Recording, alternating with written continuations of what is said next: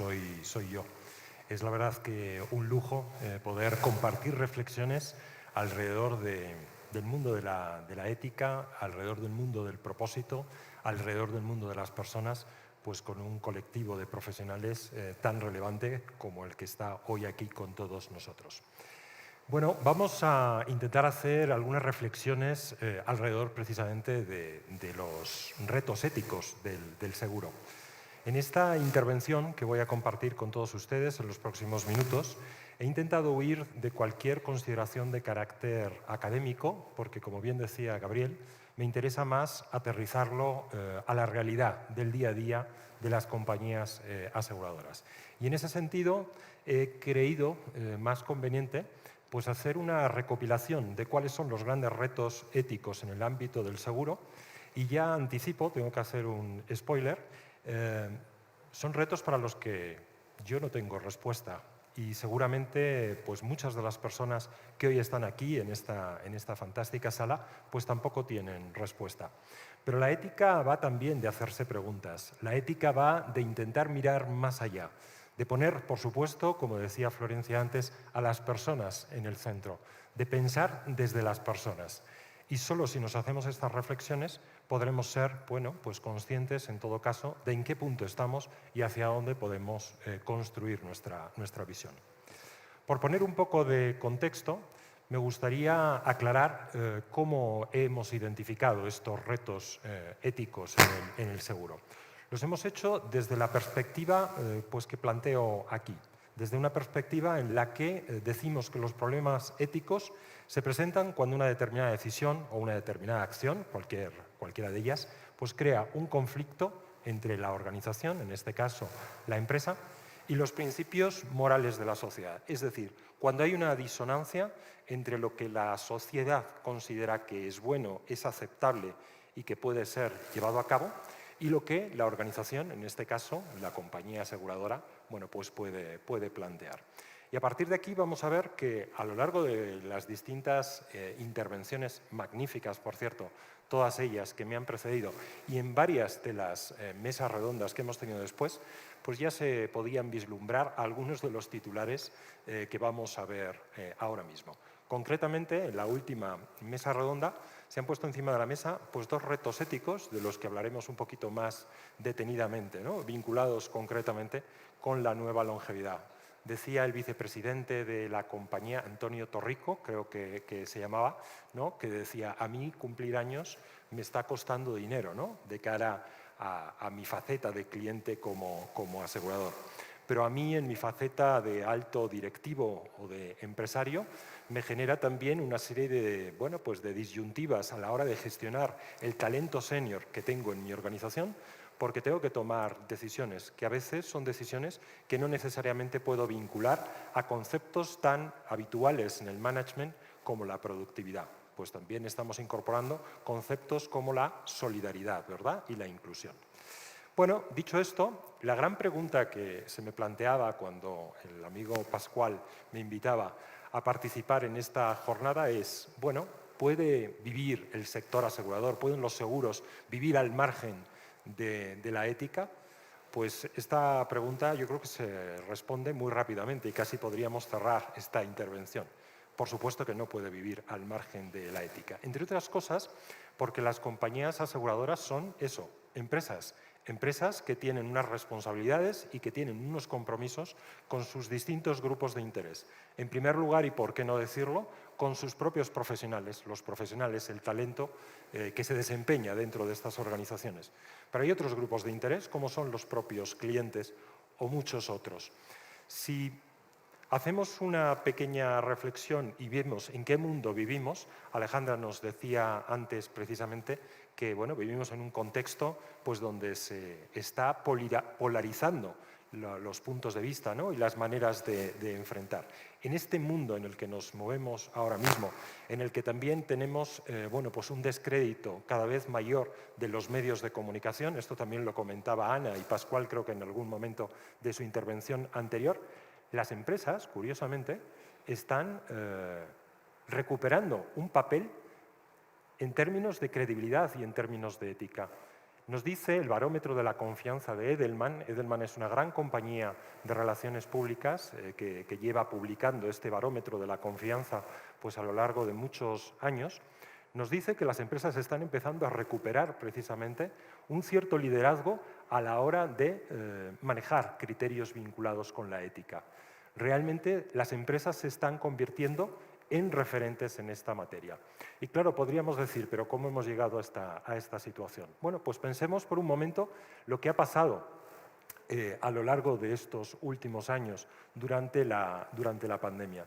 ¿Cuál es el papel que han tenido en muchas ocasiones las empresas con carácter general a la hora de dar respuesta a determinadas necesidades sociales?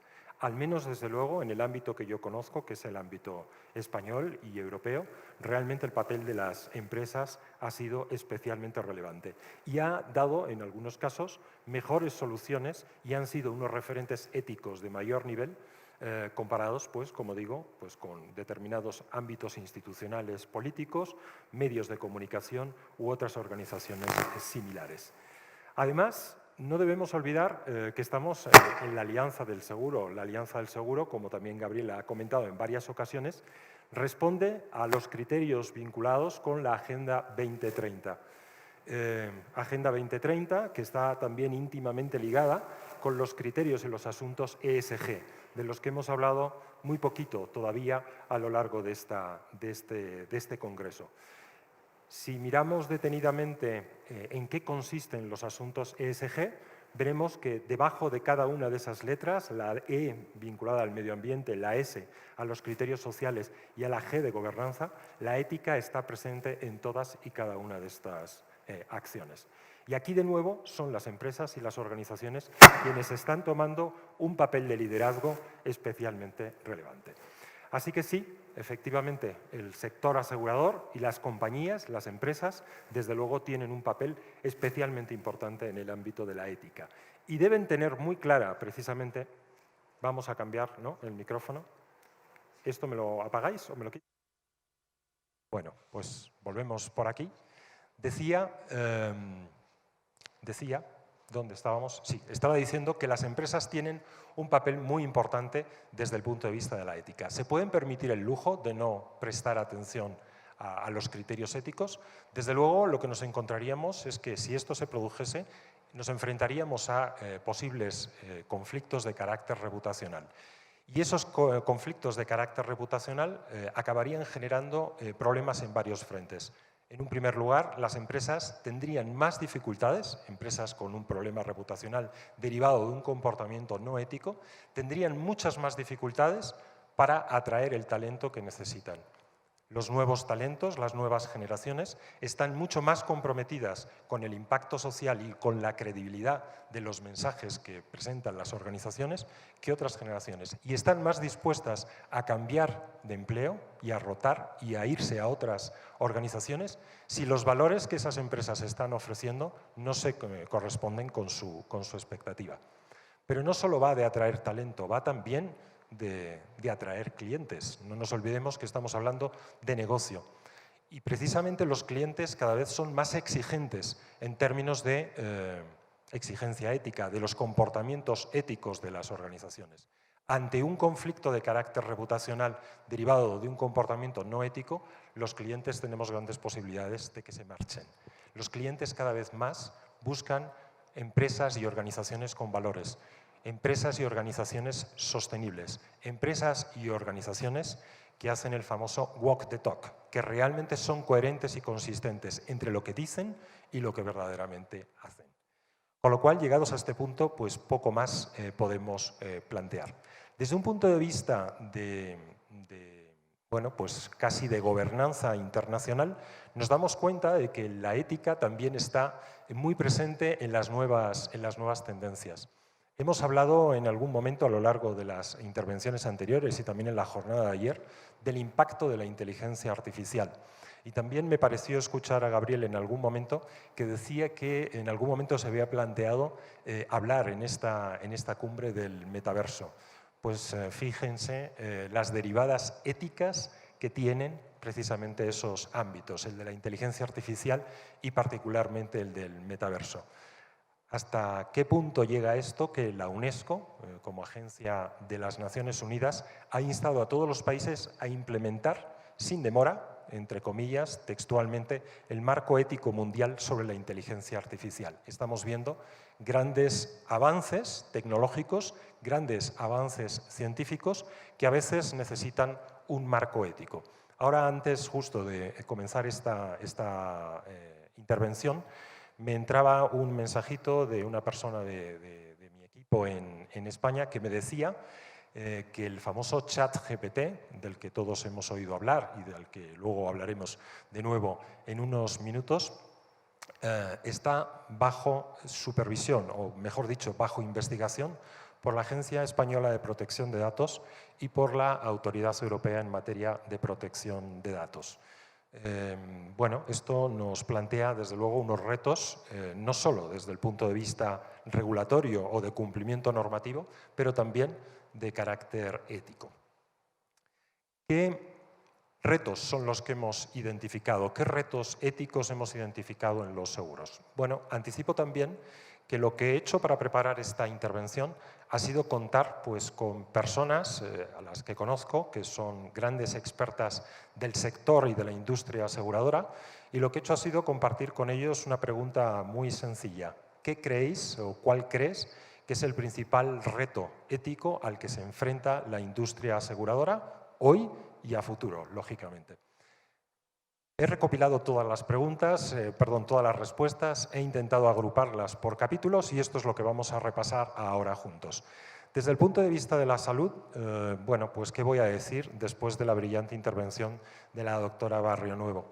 Sabemos perfectamente que nos estamos enfrentando a situaciones nuevas, novedosas, que ni siquiera podíamos imaginar. Cuando creíamos que la genética nos iba a dar todas las respuestas, aparece este concepto que me ha encantado descubrir con Ana Barrionuevo de la epigenética. Y vemos que todos estos cambios se han producido en apenas 20 años, cuando es, bueno, si ayer veíamos con la intervención del doctor Santacreu que decíamos que la aparición del hombre se producía en los últimos 4 segundos de las 24 horas de un día, haciendo esa comparativa con la historia del planeta Tierra, pues imaginemos que deben ser esos 20 años, es que no quiero ni pensarlo. Bueno, nos damos cuenta que como compañías aseguradoras prestamos servicios de salud, aseguramos lógicamente en salud, pero claro, también estamos jugando en territorios cuanto menos éticamente, no voy a decir que cuestionables, pero seguramente discutibles. Difícilmente podemos llegar a un consenso. Incluso aquí, entre un público tan cualificado en el sector asegurador, seguro que encontraríamos bueno, pues distintas perspectivas en cada uno de los aspectos que planteamos. Pues, por ejemplo, con el uso de las células madre, con los temas de reproducción genética, con lo que nos contaba Ana antes, o con las incertidumbres derivadas de la evolución de la investigación médica y biométrica y del progreso terapéutico. Hay otro elemento muy interesante que también nos incorporaba o nos estaba introduciendo en el debate, en la intervención anterior, Alejandra Núñez, que tiene que ver con la nueva longevidad. Una nueva longevidad en la que, claro, nosotros manejamos un concepto que es el de la edad cronológica, es la edad, ¿no?, que aparece en nuestros documentos oficiales y que básicamente está determinada por el día, el mes y el año en el que nacimos. Sin embargo, en la actualidad empezamos a utilizar otros conceptos que hacen que dos personas de la misma edad cronológica no necesariamente tengan la misma edad biológica, como consecuencia probablemente de su genética, de su epigenética. Si digo alguna barbaridad, Ana, tú me disculpas, perdona, pero como es un tema que acabo de incorporar en mi discurso, pues hoy lo ponemos. Pero que tiene mucho que ver también con los hábitos y los estilos de vida. Tiene que ver también con ese código postal que comentábamos antes, ¿no? De dónde has nacido y exactamente cuál es tu contexto socioeconómico en el que te desempeñas. ¿Es justo desde un punto de vista ético que cobremos la misma prima a dos personas que tienen la misma edad cronológica, pero que no necesariamente tienen la misma edad biológica, cuando lógicamente tienen un riesgo distinto? Pues ahí dejo esta pregunta. Pero luego, además, quería añadir otro elemento interesante y que se está presentando ahora en muchos espacios públicos de debate, y es que la edad está pasando de ser un concepto objetivo a ser un concepto subjetivo. Si yo ahora preguntara aquí quién siente que tiene menos años de los que marca su edad cronológica, hay gente que me baja la mirada, yo mismo me considero más joven, gracias, ahí estoy viendo Isidra, gracias Flor, gracias Alejandra. Pues esta es la realidad. Vivimos en un entorno en el que, nos lo decía muy bien Alejandra antes, en el que nos identificamos a través de la percepción de otras personas.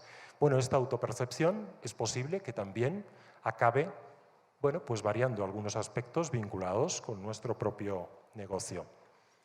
Cambio climático. Pues, ¿qué puedo decir del cambio climático después de la impresionante intervención de Josep Santacreu ayer por la tarde?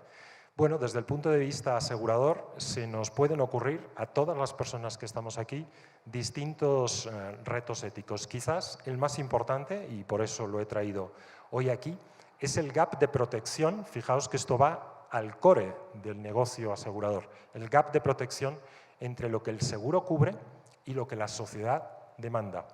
Cuando vemos todos estos grandes nuevos efectos que nos estamos encontrando, estos mega incendios, estos problemas que tenemos con el calentamiento y, por ejemplo, el impacto en nuestras costas, cuando vemos que están apareciendo nuevos fenómenos a los que no estábamos acostumbrados en nuestras sociedades, nos encontramos, lógicamente, con un contexto asegurador que no está preparado para responder a ese reto, ¿no? Ese reto que ya tenemos aquí.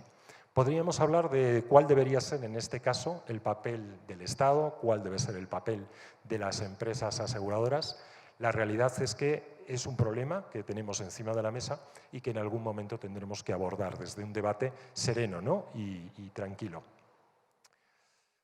Hablaba antes del problema de la esencia del seguro. Aquí lo que quiero compartiros es algo que tiene que ver con el uso intensivo de los sistemas de inteligencia artificial para hacer predicciones, personalizaciones y también perfilado.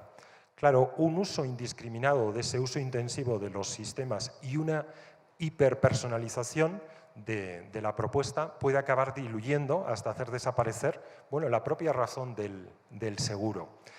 Como decía aquí, en la transparencia que estoy compartiendo en este momento, las implicaciones éticas derivan del hecho de que la personalización puede acabar ajustando casi con precisión individual los costes al riesgo real o al menos estimado de cada asegurador. Eso, lógicamente, lo que nos puede llevar es un riesgo de exclusión para aquellos potenciales clientes, potenciales asegurados, que no cumplen con los patrones de riesgo asegurable. ¿Esto es así? Pues es así si hacemos este uso intensivo, como digo, de la tecnología y de los algoritmos de inteligencia artificial. ¿Es ético? Bueno, tendríamos que planteárnoslo. Y esto nos llevaría, desde luego, a un cambio incluso hasta en la función de la propia industria aseguradora y del seguro. El seguro puede acabar cambiando su función y tiene la capacidad de imponer, influir o hasta condicionar formas de vida en la medida, bueno, pues que estos puedan acabar teniendo alguna relación en el momento del acceso a un seguro.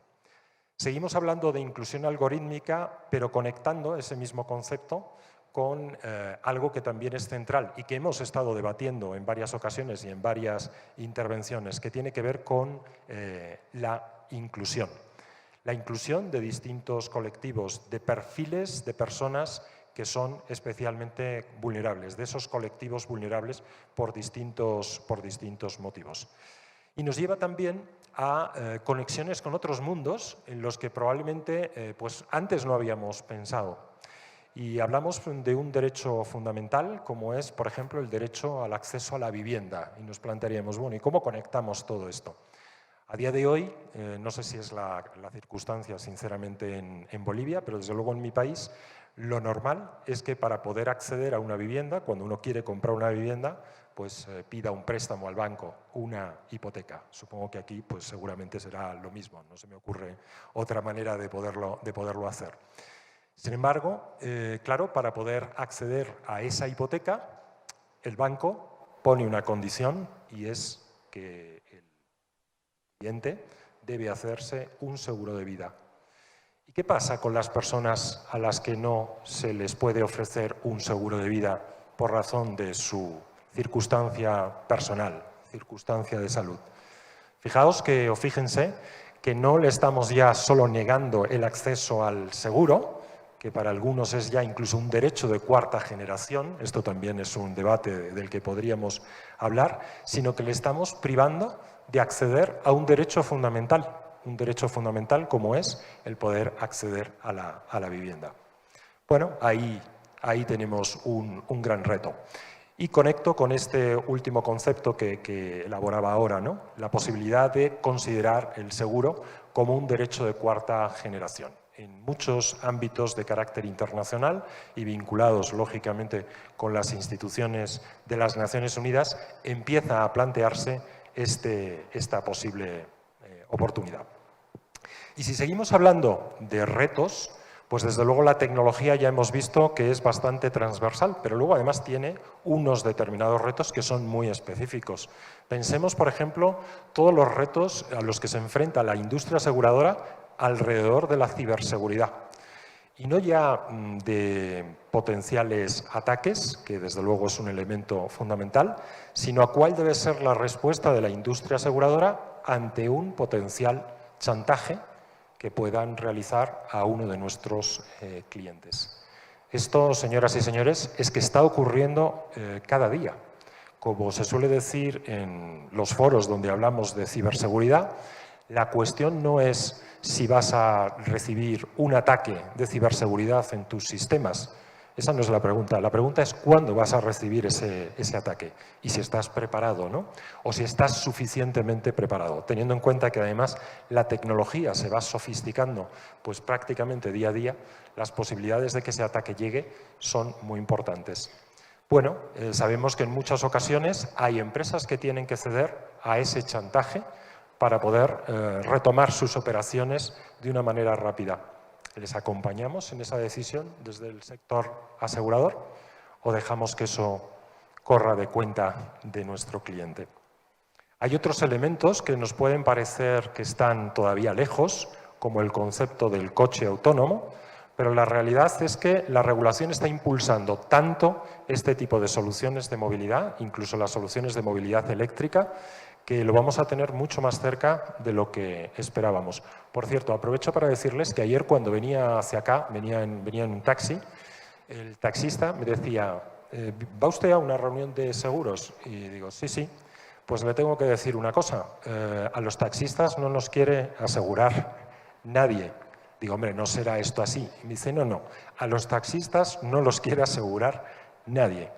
E inmediatamente después me empezó a hacer una cuenta de lo que costaba la cuota de aseguramiento, supongo que del vehículo, no sé exactamente cuáles eran las coberturas que estaban establecidas, y me decía, claro, puede ocurrir dos cosas, o que la industria aseguradora o que la compañía aseguradora no me quiera, o que la compañía aseguradora me quiera, pero con una prima de tal magnitud que directamente no me la puedo permitir. Con lo cual, pues ahí lo tenemos. Yo hablando de coches autónomos, pero ayer, como digo, esto pasaba con un taxista en esta misma ciudad. Y luego, claro, cuando hablamos de tecnología, tenemos que hablar de los sesgos. De esto también en algún momento hemos hablado. Qué importante es este aspecto, porque no nos olvidemos que detrás de cualquier inteligencia artificial lo que hay es una inteligencia natural o la suma de unas inteligencias naturales, personas que están decidiendo cómo se va a comportar esa inteligencia artificial. Personas con sesgos, todos tenemos sesgos. Y además nos encontramos con que muchos de los procesos que ya están implantados en términos de inteligencia artificial, pues verdaderamente nos demuestran cada día que esos sesgos se aplican, ¿no? Así que es otro elemento que nos tenemos que plantear, no solo a la hora de definir nuestros productos o de personalizar nuestra oferta, sino a la hora también, lógicamente, de desarrollar nuestra tecnología.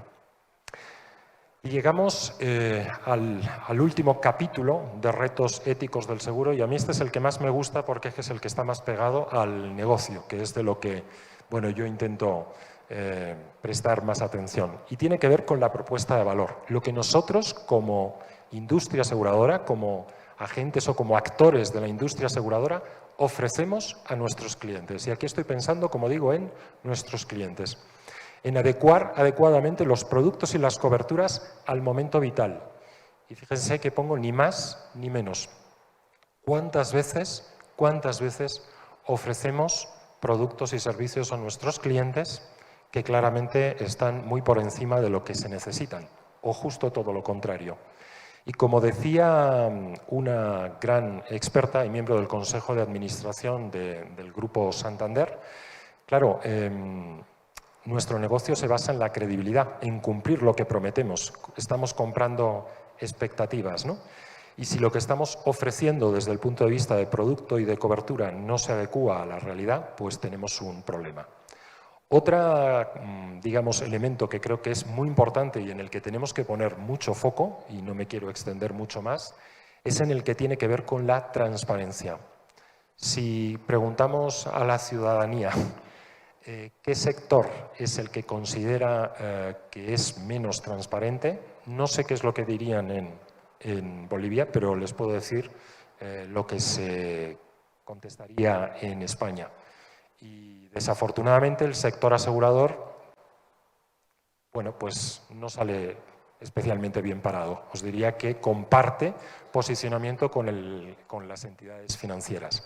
¿Y de qué se habla normalmente? Pues se habla de un lenguaje no accesible, la excesiva utilización de la letra pequeña, la práctica incapacidad de entender qué es lo que está uno contratando y, por supuesto, la incapacidad de entender también cuáles son los compromisos a los que el cliente se está pues sometiendo. Bueno, esto es algo que tiene que ver con experiencia de cliente. Ayer nos hacían una presentación brillantísima donde conectábamos pues el mundo de la tecnología con el de la psicología, pero que tiene mucho que ver con lo que esperamos precisamente como clientes, ¿no? El que no nos engañen, el que podamos estar tranquilos. Recuerdo que Florencia decía, yo lo que esperaba es que alguien me dijese, usted tranquila, que yo se lo resuelvo. Bueno, pues esto, desde el propio diseño del producto, es lo que esperan nuestros clientes del ámbito asegurador. Bueno, para que vean que todo esto no me lo he inventado yo, he querido compartir, sobre todo porque los créditos son de las personas que me han facilitado sus ideas. Aquí tenemos todo el plantel de expertos que han colaborado a la hora de definir cuáles son todos estos retos. Todos ellos son hombres y mujeres de máxima relevancia institucional y también corporativa y, desde luego, con un gran expertise en el ámbito asegurador. Pero yo no me quise quedar solo en estas personas y yo dije, yo quiero ser moderno y quiero ir más allá y quiero sorprender a mi audiencia.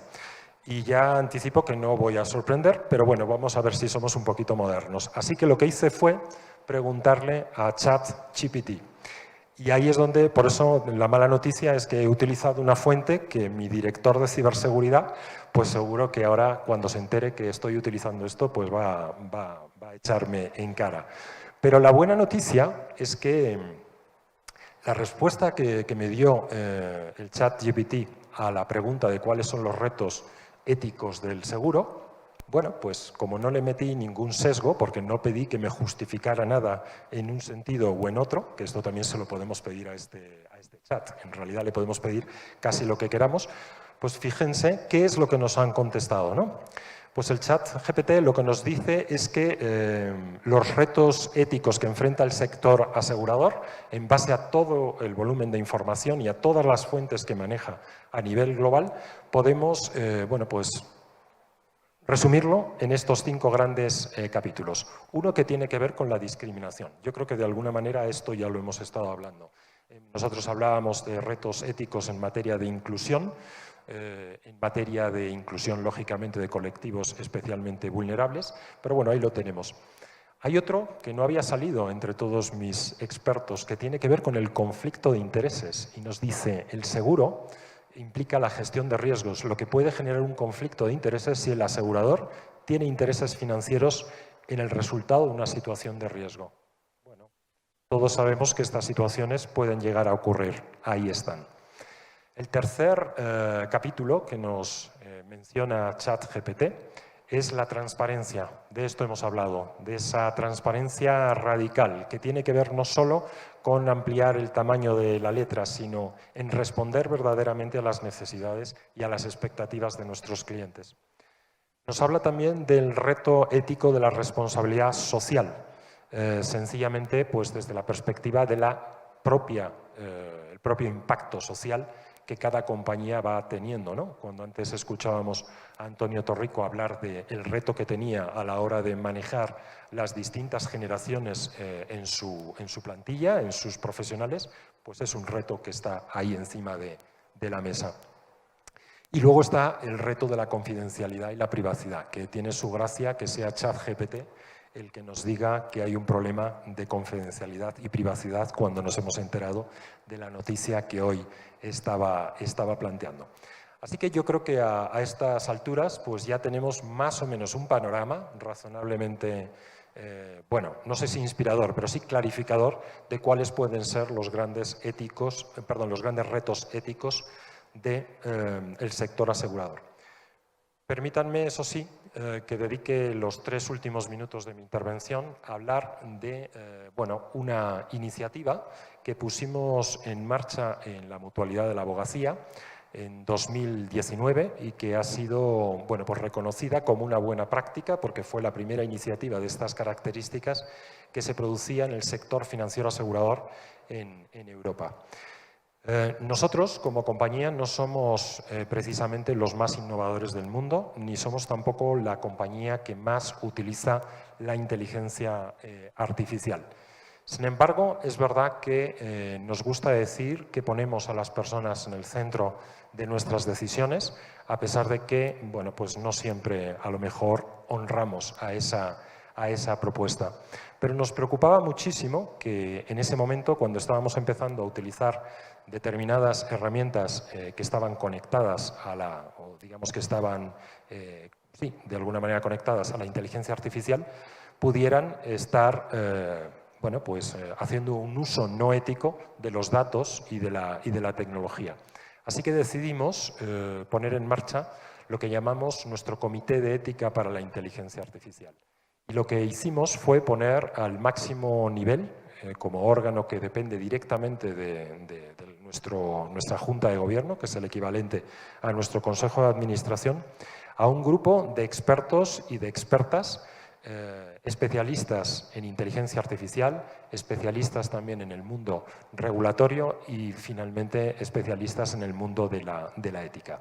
Este grupo de especialistas asesoran al Consejo de Administración y también al equipo directivo y se aseguran, haciendo una supervisión ética de los algoritmos, pues que efectivamente hacemos un uso ético o una aplicación ética de la inteligencia artificial.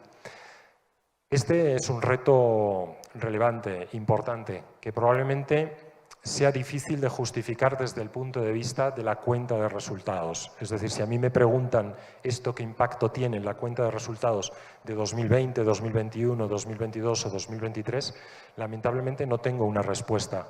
Sin embargo, lo que sí puedo decirles es que esto es una inversión directa en nuestro propósito. Nosotros decimos que el propósito de la Mutualidad de la Abogacía es mejorar la calidad de vida de nuestros mutualistas, asegurando al mismo tiempo o contribuyendo al mismo tiempo a una sociedad más justa, más colaborativa y más inclusiva. Esta es una inversión en nuestro propósito, es una inversión en nuestros valores, uno de los cuales es precisamente la transparencia.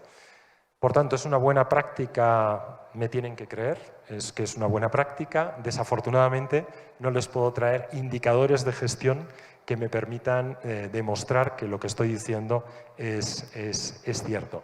Pero sí que es verdad que hemos abierto, de alguna manera, en nuestra modestia y en nuestra capacidad de influencia, bueno, pues un camino que están siguiendo otras organizaciones y que, desde luego, yo les invito a explorar.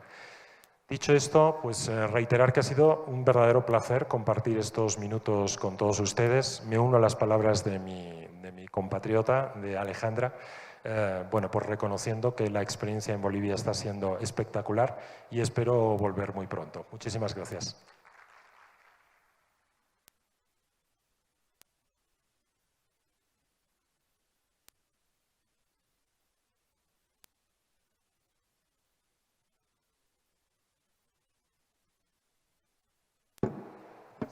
Te voy a dejar este. Bueno, ya aprendí la técnica, hay que decir que la estamos pasando muy bien en Cochabamba. Le han dado un aplauso, pero mucho menor que el que se merece, porque realmente nos ha ilustrado de un montón de historias recontra lindas. Y a ver, y esto que decía recién José María parece evidente, todo lo que dijo es evidente, ¿verdad? Pero ya nos decía Alicia, me doy muy buenos consejos a mí misma, pero difícilmente los sigo. A veces las cosas evidentes nos cuestan muchísimo y vamos a aprovechar antes del corte del lunch. Esto de hablar en estéreo me encanta. Bueno, ustedes conocen una de mis bandas favoritas, que es Soda Stereo, pero esto es lo mismo, pero en la versión local. Bien, vamos a invitar a nuestra ya no por conocida, poco hormidada Florencia Gianelli, que la volvemos a repetir con un aplauso. Va a irse con el ego así de grande de aquí. Y vamos a invitar a mi amigo Carlos Montoya a que nos acompañe, que podamos juntos compartir algunos pensamientos. Juntos lo recibimos con un gran aplauso de Colombia. A Carlos ya lo quiero porque siempre que viene me trae café. Este no fue el caso. Yo siempre tengo un aviso para la comunidad, un aviso parroquial que nunca nos falte. Bien, wow, creo que se van a morir de hambre porque me anoté tantas cosas para compartir con ustedes, pero me gustaría empezar, Carlos, con lo que el ChatGPT le recordó a José María, que creo que son las cosas de las que más se quejan